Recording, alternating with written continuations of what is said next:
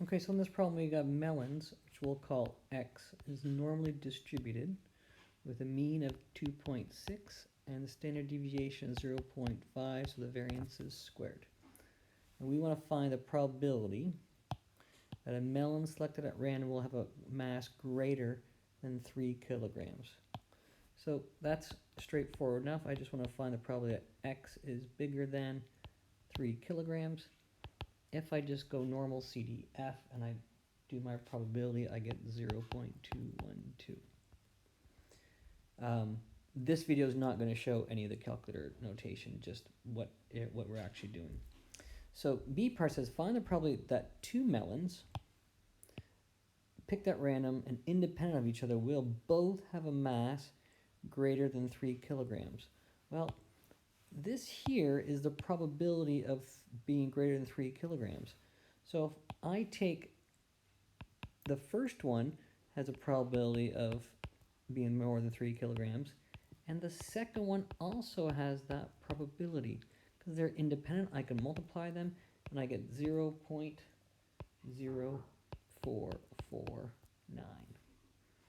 Looking at the second part of B, we now know that two melons, independent of each other, we want to have a total mass greater than 6 kilograms. Well, that means I'm going to look at x plus x, two of them together. The expected value of x plus x is simply going to be 2.6 for the first plus 2.6 for the second, which is 5.2. The variance of x plus x is going to be 0.5 squared plus 0.5 squared. And if I do that, I actually get 0.5, and that's just a coincidence. All right, so now I have I know that x plus x random variable is normal with a mean of 5.2 and a variance of 0.5. So I want to find the probability that x plus x is bigger than 6 is what it's asking for. So if I use this mean and this standard deviation, I know that that's going to give me 0.129 as my probability.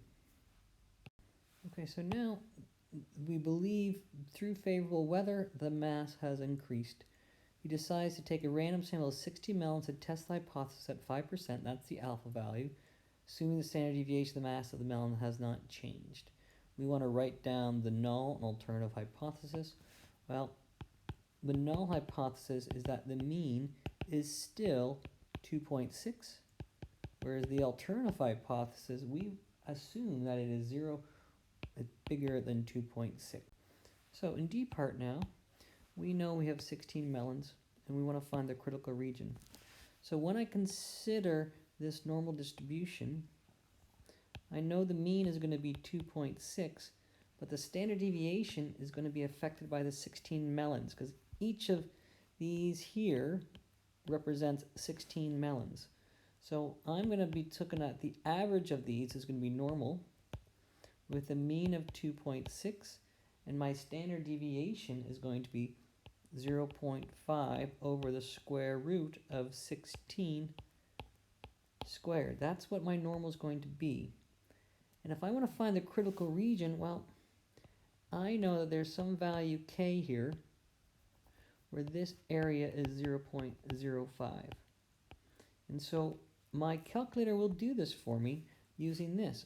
I am trying to find the probability that x bar be is bigger than k is equal to 0.05. And so to do that, I will do inverse normal, my calculator. On the TI-84, this value here is 0.95, so I have to use 0.95 with the mean of 2.6, and my standard deviation is 0.5 over 4. And that will give me a value for k, which is 2.81. And so the critical region is going to be when x bar is bigger than 2.81, then we can say that the melons are bigger. So now we know unknown to the farmer, so that's the critical region. We can find that k value because we can use inverse normal. We don't have to do inverse t if it was a t distribution. So unknown to the farmer, the favorable weather conditions have led to all the melons having 10% greater mass than the model distribution above. So find the mean and standard deviation of the mass of the melons for this year. Well, so if that's the case now, we believe that the melons have changed by 10%. So let's call W as the new mass. And so if I want to find W is equal to 1.1 times X, knowing that this is the 10% there. So if I want to find the expected value of W, well, it's going to be 1.1 times the expected value of X, which is 1.1 times 2.6, which is going to be 2.86. When we come along and do the variance of W, well, that's going to be the variance of 1.1x. When we pull this out of the variance, the 1.1, it gets 1.1 squared times the variance of x, which is 1.1 squared times the variance of x was 0.5 squared. And so this variance overall, when I do this calculation, is 0.3025. So W now is normal with 2.86, comma 0.3025 for 1 melon square root squared. Okay. Those are our new values. So based upon that, we need to find the probability of a type 2 error. So if we're going to find a type 2 error, we know unknown, this is the true fact. So a probability of a type 2 error, probability of a type 2,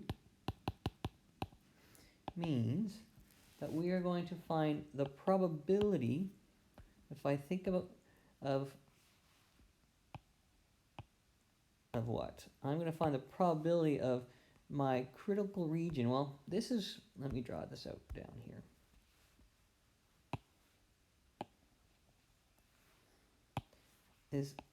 This is what the farmer believes to be true, that this is 2.6. And we know that there is a critical region here where this value here is 281. Okay? And a probability of a type 2 error is when we don't reject H naught, but we should. Okay? That means that my test statistic falls in this red region somewhere. And it means that there is somewhere down here a true normal curve where this value here is the 286 from there. Okay, and so I want to pull this value here down. Here's my 2.81. And so what happens then is I need to find this area here, the green area. I need to find the green area is going to be my type 2. And so that green area is going to be the probability of type 2 is a probability that x bar is less than 2.81 given that mu is actually 2.86 and the standard deviation is going to be equal to the square root of 0.3025 over the square root of 16, which is 4. Let me write that differently here. The square root of 16. That's the standard deviation. I don't have it written as variance here. I can just get rid of that. Oh. This is what is true, but I do not know it for the farmer doesn't know it. So when I do that particular scenario, what I'll do is I will do normal CDF. I will go from negative big number to 281, comma, I'll do my mean of 286. Now this is how the TI works. The Casio goes the other way around. And then I'll put in this value here for my standard deviation, 0.3025 over 16, all of that square rooted. And I will get the probability of 0.346.